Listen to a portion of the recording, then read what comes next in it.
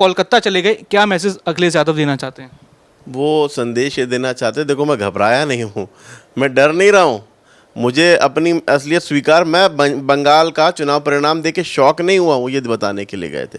दूसरा वो ममता बनर्जी से ये भी कहने के लिए गए थे कि देखो आप हताश ना होइए, मुझे देखिए मैं लगातार कितना हारता चला आ रहा हूँ।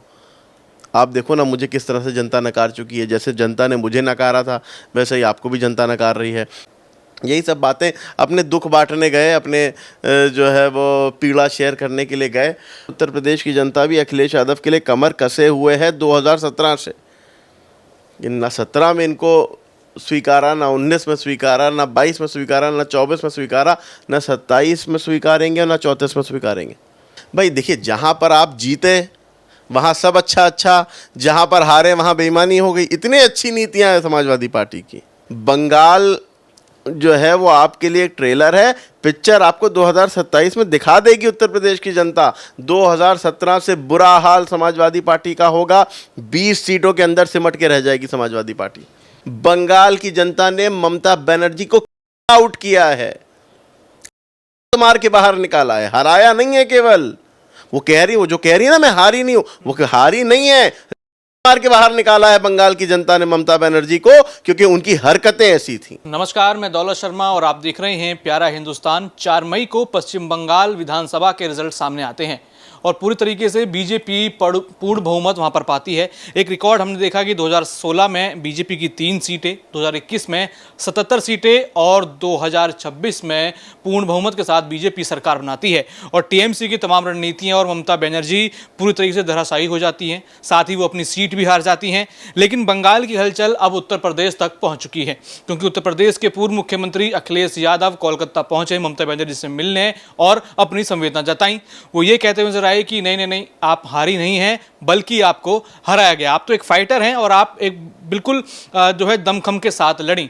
अब अखिलेश यादव कोलकाता गए, यानी बंगाल गए और वहाँ से ममता बनर्जी और अभिषेक बनर्जी से मुलाकात करी। तमाम यहाँ पे बताया जो दलीलें दी जा रही हैं, एक देखा जा रहा है कि तमाम इसके मतलब निकाले जा रहे हैं कि आखिर अखिलेश यादव कोलकाता क्यों गए और ममता बनर्जी से क्यों मिले। साथ ही साथ उन्होंने ये कहा कि ये चुनावी माफियागिरी है जिसने बंगाल में काम किया और अब वो उत्तर प्रदेश में काम करने के लिए 2027 में आने वाला है। सबसे पहले तो जो माफियागिरी की बात उन्होंने करी, इलेक्शन फ्रॉड की बात करी, वो साइड रखते हैं। लेकिन सबसे पहले ये बात करते हैं कि अखिलेश यादव पहले तो यहाँ से लगातार ट्वीट कर रहे थे कि ममता दीदी आ रही हैं, ममता बनर्जी जीत रही हैं, एक महिला के खिलाफ इतने सारे लोग खड़े हो गए। फिर जब चुनाव का रिजल्ट आया 4 मई, शांत रहे, कोई ट्वीट नहीं। अब कोलकाता चले गए, क्या मैसेज अखिलेश यादव देना चाहते हैं? वो संदेश ये देना चाहते, देखो मैं घबराया नहीं हूँ, मैं डर नहीं रहा हूँ। मुझे अपनी असलियत स्वीकार, मैं बंगाल का चुनाव परिणाम देके शॉक नहीं हुआ हूँ, ये बताने के लिए गए थे। दूसरा वो ममता बनर्जी से ये भी कहने के लिए गए थे कि देखो आप हताश ना होइए, मुझे देखिए मैं लगातार कितना हारता चला आ रहा हूँ। आप देखो ना मुझे किस तरह से जनता नकार चुकी है, जैसे जनता ने मुझे नकारा था वैसे ही आपको भी जनता नकार रही है। जिस तरह से जनता ने मेरा सुपड़ा साफ़ किया था वैसा ही आपका भी जनता सुपड़ा साफ़ कर रही है। जनता मेरी भी असलियत पहचान चुकी थी, जनता आपकी भी असलियत पहचान गई है। जनता मुझसे भी त्रस्त थी, जनता आपसे भी त्रस्त है। जनता जो है वो यूपी में भी नरेंद्र मोदी जी की नीतियों पर विश्वास कर रही है, उनकी नीतियों का जो है वो असर देखा, वो बंगाल भी देखना चाहता है, बंगाल भी उसके लिए तैयार हो चुका है। दिल्ली भी उसके लिए जागरूक था, पंजाब भी जागरूक हो रहा है, उत्तर प्रदेश 2027 में पुनः जागरूक होने जा रहा है। 17 से बुरा अखिलेश यादव का हाल 27 में होना जा रहा है। यही सब बातें अपने दुख बांटने गए, अपने जो है वो पीड़ा शेयर करने के लिए गए और साथ ही ये भी कहने गए होंगे कि आप तो अभी कुछ नहीं हारी, देखिएगा 27 में मैं कितना बुरा हारने जा रहा हूँ, वो भी बताने के लिए गए। उसका कारण यह है जो इनका बयान आया हताशा भरा कि साहब वो वही चुनावी माफिया जो है वो यूपी की तरफ कूच कर रहे हैं, यूपी जा रहे हैं, यूपी में जो है वो स्थिति बनेगी। देखिए अखिलेश यादव जी को पता नहीं ये बात समझ में क्यों नहीं आती, वो ये सोचते हैं कि आँख बंद कर लेने से अंधेरा हो जाता है। अखिलेश यादव आंख बंद करे हुए हैं। अखिलेश यादव को जनता की जो है वो निर्णय क्या है, जनता की डिमांड क्या है, जनता की इच्छा क्या है, उसकी मंशा क्या है, वो नहीं दिखाई दे रही। उनको जो इर्द गिर्द 3 4 5 चाटुकार टाइप के लोग बैठे जो भी समझाते होंगे वही समझ में आ रहा है मुझे, जैसा कि मुझे लगता है। असलियत क्या है मुझे नहीं पता, हो सकता है वो खुद ही इतने मूर्ख हों, मैं नहीं जानता। लेकिन अखिलेश यादव को ये बात देखनी है कि 2017 से लगातार उनके एक्सपेरिमेंट फेल हो रहे हैं। कांग्रेस के साथ जुड़ करके चुनाव लड़के देख लिया, बुरी स्थिति हुई। मायावती के साथ आकर के देख लिया, बुरी स्थिति हुई। पीडीए भी ला करके देख लिया, वो पीपल डिनाइड अखिलेश हो गया। तो अखिलेश यादव ने मुसलमानों के नाम पर राजनीति करने की कोशिश की, मुसलमानों के वोट के तुष्टीकरण की कोशिश की, मुसलमानों को वोट को एकजुट करके सत्ता में आने की कोशिश की, लेकिन वो सारी चीज़ें नाकाम हो जा रही हैं। अखिलेश यादव को मैं ये बताना चाहता हूँ, उत्तर प्रदेश की जनता उसी तरह से तैयार है जिस तरह से बंगाल की जनता तैयार थी। जिस तरह से बंगाल की जनता ने कमर कस ली थी और मैदान में उतर गई थी कि नहीं, अब बस, अब नहीं बर्दाश्त कर सकते इन लोगों को, उसी तरह से उत्तर प्रदेश की जनता भी अखिलेश यादव के लिए कमर कसे हुए है 2017 से। ना 17 में इनको स्वीकारा, ना 19 में स्वीकारा, ना 22 में स्वीकारा, ना 24 में स्वीकारा, ना 27 में स्वीकारेंगे, ना 34 में स्वीकारेंगे।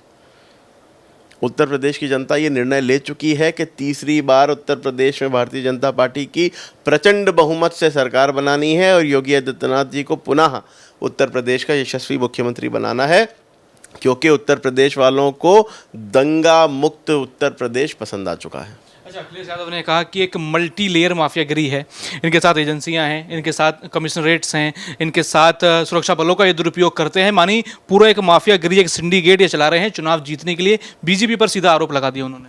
भाई 2014 में तो हम सत्ता में नहीं थे। जब 2014 में भारतीय जनता पार्टी सत्ता में आई तो ना हमारे ये जो सरकारी सिक्योरिटी एजेंसीज़ हमारी थीं, ना चुनाव आयोग हमने बनाए थे, ना जो है वो सीबीआई हमारी थी, ना ईडी हमारी थी, ना फलाना हमारी थी, कुछ हमारा था ही नहीं। तो 2014 में कैसे भाजपा सत्ता में आ गई? भाजपा सत्ता में केवल और केवल अपनी नीतियों की वजह से आती है। अखिलेश यादव जी और ऐसे तथाकथित सेक्युलर नेताओं को इस तरह के वो छिछोरे आरोप प्रत्यारोप लगाने से बेहतर है अगर अपनी हार पर समीक्षा करें तो शायद परिणाम कुछ बेहतर, सत्ता में नहीं आ सकते तब भी परिणाम कुछ बेहतर हो सकते हैं अगर अब क्यों हारे उस पर समीक्षा करें। देखिए, मैं बताना चाहता हूँ, मेरी बात सुन लीजिए। भारतीय जनता पार्टी क्या है? भारतीय जनता पार्टी विश्व का सबसे बड़ा राजनीतिक दल है। एक बात, भारतीय जनता पार्टी का शीर्ष नेतृत्व निर्णय लेता है, उसके बाद भारतीय जनता पार्टी की स्टेट लेवल की कमिटीज़ हैं, उसके बाद भारतीय जनता पार्टी की क्षेत्रीय लेवल की कमिटीज़ हैं, उसके बाद भारतीय जनता पार्टी की डिस्ट्रिक्ट लेवल की कमिटी है, उसके बाद भारतीय जनता पार्टी की मंडल लेवल की कमिटी है, उसके बाद भारतीय जनता पार्टी की बूथ लेवल की कमिटी है, उसके बाद भारतीय जनता पार्टी के पन्ना प्रमुख लेवल की कमिटी है। भारतीय जनता पार्टी की नीति को कहाँ से हरा पाओगे जो इतनी शिद्दत, इतनी मेहनत और इतने लगन से चुनाव लड़ती है? तुम 7 जन्म लेकर के भी इतना काम नहीं कर सकते। बीजेपी के पास इतना कुछ है तो अखिलेश यादव के पास फिर क्या रह गया? वो तो पीडीए और मुसलमान लेके चल रहे हैं। उनके पास वही टोटी बची है जो ले गए थे, बस वो टोटी है उनके पास। वो भी हम कह रहे हैं वापस कर दो भैया, सरकारी संपत्ति है। अच्छा, हम देख रहे हैं उन्होंने 2022 का भी जिक्र यहाँ पर छेड़ दिया कि 2022 में भी ऐसे ही बिट्रेल किया गया, हमारी छाती पीठ पर छुरा घोंपा गया और बीजेपी ने चीटिंग करके 2022 का चुनाव जीता। तैयारी 2027 की चल रही है, लेकिन अब अखिलेश यादव अभी भी कोलकाता जाकर 2022 का गा रहे हैं। भाई देखिए, जहाँ पर आप जीते वहाँ सब अच्छा, जहाँ पर हारे वहाँ बेईमानी हो गई। इतनी अच्छी नीतियाँ हैं समाजवादी पार्टी की, इतना खाली वोट बैंक के तुष्टीकरण से इतना फायदा होता है कि कहीं अगर हार गए तो स्वीकार नहीं। लोकतंत्र है, जीत को भी सराखों पर रखो, हार को भी सराखों पर रखो, क्योंकि ये जीत या हार नहीं है, ये जनता का फैसला है। जनता ने भारतीय जनता पार्टी के पक्ष में मैंडेट किया, भारतीय जनता पार्टी सरकार बनाएगी। जनता भारतीय जनता पार्टी को आशीर्वाद देना बंद कर देगी, जिसको देगी वो सरकार बनाएगा। तो ये लोकतंत्र है, जनता के फैसले को स्वीकारना सीखिए। इस तरह से अपनी हताशा को किसी पर इल्ज़ाम ना लगाइए। अपनी नाकामी का इल्ज़ाम आप कभी ईवीएम पे लगाते हो, कभी चुनाव आयोग पे लगाते हो, कभी पुलिस पे लगाते हो, कभी सीआरपीएफ पे लगाते हो, कभी फलाना पे, कभी ढमकाना पे, कभी मोदी जी पर। जो गलती करते हो उसकी समीक्षा नहीं करते, इधर उधर आरोप प्रत्यारोप लगाते हो। तुम्हारी गलती ये है कि तुमने परिवारवाद की राजनीति की, तुम्हारी गलती ये है कि तुमने वोट बैंक के तुष्टीकरण की राजनीति की, तुमने मुसलमानों की राजनीति की, मुसलमानों के नाम लेकर के उनको विकास के नाम पे इफ्तार की पकौड़ी खिला करके उनके वोट हासिल करने की राजनीति की। इसके अलावा कुछ नहीं किया। ना प्रदेश के लिए काम किया, ना क्षेत्र के लिए काम किया, ना मुसलमानों ही के लिए काम किया जिनका वोट लिया था। तो अब इसके बाद भी आपको उम्मीद है कि आप जीतेंगे, तो भाई साहब आपसे मूर्ख तो और कोई दूसरा हो नहीं सकता। आपको जनता नकार चुकी है, उत्तर प्रदेश की जनता आपका सुपड़ा साफ कर चुकी है। बंगाल जो है वो आपके लिए एक ट्रेलर है, पिक्चर आपको 2027 में दिखा देगी उत्तर प्रदेश की जनता। 2017 से बुरा हाल समाजवादी पार्टी का होगा, 20 सीटों के अंदर सिमट के रह जाएगी समाजवादी पार्टी। अच्छा, यहाँ ममता बनर्जी ने कहा कि पब्लिक मैंडेट आया, उन्होंने नहीं माना, कहा कि बीजेपी ने मेरे को हराया ही नहीं, मैं कैसे मान लूं और मैं इस्तीफा क्यों दूं। अखिलेश यादव ने भी उनकी बात में बात दोहराई, कहा कि ये तो बीजेपी ने वोटों की डकैती करी, वोटों की लूट करी, ममता दीदी तो हारी ही नहीं। सर ये पूछना चाहते हैं कि कहाँ पे डकैती करी, कहाँ पे लूट करी, क्या कारण था? आप कहते हो साहब SIR की वजह से मैं हार गई। SIR कटे, जो SIR पर जिन मुस्लिम बहुल सीटों पर सबसे ज़्यादा अवैध वोट कटे थे, सबसे ज़्यादा घुसपैठियों के वोट कटे थे, वो तो सारी सीटें आप जीती हैं। जहां पर आपके बकौल आपके जहां पर सबसे ज़्यादा वोट काट दिए गए, वहां तो आप जीती हैं। तो SIR का नुकसान आपको कहाँ हुआ? आपको नुकसान वहाँ हुआ जहाँ 15 साल से जनता को आप ऐसे दबा करके रखे हुए थी, और ये भूल गई थी कि ये स्प्रिंग है, जैसे ही दबाव कम होगा वो छूट करके जो ऊपर निकलेगी तो फिर आसमान की तरफ जाएगी। ये बंगाल की जनता ने आपको मुंह तोड़ जवाब दिया है। आपके गुंडा राज का, आपकी जो है वो जाति विरोधी, आपकी जो है वो धर्म विरोधी जो आपके कृत्य रहते थे, उसका इतना जो है वो एक वोट बैंक को खुश करने के लिए इतना ज़्यादा आप लोग गिर जाते थे कि आप जो है वो दूसरे पक्ष की चिंता ही करना छोड़ देते थे। हद ये हो गई थी कि जब आप अभी तो हारे हैं तो ये हाल है। जब जीतती थी TMC, कितने ही भारतीय जनता पार्टी के कार्यकर्ताओं को मौत के घाट उतार दिया। 2021 में आपने देखा, एक बूढ़ी औरत, उसकी तस्वीर देखिए तो अभी भी रूह कांप जाती है। उसकी खता ये थी कि उसका बेटा भारतीय जनता पार्टी का कार्यकर्ता था। उसकी कथा ये थी कि उसका बेटा भारत माता की जय के नारे लगाता था। उसकी कथा सिर्फ इतनी थी कि वो वंदे मातरम के गीत गाता था। वो नरेंद्र मोदी जी की योजनाओं को लोगों तक पहुंचाने का काम करता था। वो लोगों को सरकार की योजनाओं के प्रति जागरूक करने का काम करता था। इसलिए उसकी माँ को मारा गया, उस लड़के को मारा गया। ये है इन हरकतों से हताश होकर के बंगाल की जनता ने ममता बनर्जी को आउट किया है, मार के बाहर निकाला है। हराया नहीं है केवल, वो जो कह रही है ना मैं हारी नहीं हूं, वो हारी नहीं है, मार के बाहर निकाला है बंगाल की जनता ने ममता बनर्जी को, क्योंकि उनकी हरकतें ऐसी थी। अच्छा, आखिरी सवाल आपसे करूंगा। 15 साल TMC की सरकार बंगाल में रही और ममता बनर्जी ने सेकुलरिज्म के नाम पर सिर्फ मुसलमान की जो है माला जपी, स्टेज पर चढ़ के इंशाअल्लाह बोलती थी, कहती थी कि अगर बीजेपी को वोट दिया तो अल्लाह माफ़ नहीं करेगा, काफिरों को वोट नहीं देना है। आप हारी हैं। अखिलेश यादव भी उनके सुर में सुर। अच्छा, बड़ी मज़ेदार बात देखिए, वो मंच पे खड़ी होकर के कहती थी कि साहब काफिरों को वोट नहीं देना है। काफिर मुसलमानों के अकॉर्डिंगली काफिर क्या है? ममता बनर्जी खुद को मुसलमान कह रही हैं कि मैं मुसलमान हूँ। काफिर का अर्थ होता है नॉन मुस्लिम। जो काफिर है, काफिर का मतलब होता है नॉन मुस्लिम। मुस्लिम काफिर, जो मुसलमान है वो मुस्लिम है, जो नॉन मुस्लिम है वो काफिर है। मतलब अगर नॉन मुस्लिम है तो इसका मतलब ये है कि ममता बनर्जी मुस्लिम है। वो तो खुद जो है वो नॉन मुस्लिम वो रही नहीं। दूसरी बात ये कि मंच पर जा करके उनके सांसद जो है वो मुस्लिम धार्मिक गीत गाते थे। शाइनी घोष जा करके बाकायदा कर रही हैं सुबह से शाम तक मंच पर इंशाअल्लाह, माशाअल्लाह, खुदा हाफिज, अल्लाह हाफिज करना। ये क्या दर्शाता है? आप आरोप भारतीय जनता पार्टी पे लगाते हो कि ये हिंदू मुसलमान की राजनीति करती है। पूरे चुनाव के कैंपेन में एक भी ममता बनर्जी की रैली जो है ऐसी नहीं है कि जिसके भाषण शुरू भी मुसलमान से हुए और ख़त्म भी मुसलमान, कोई भी नहीं कि शुरू भी मुसलमान के नाम से ना हुए हो और ख़त्म भी मुसलमान के नाम से ना हुए हो। लेकिन भारतीय जनता पार्टी ने हर रैली में विकास की बात की। भारतीय जनता पार्टी ने वहाँ से गुंडा राज को ख़त्म करने की बात की।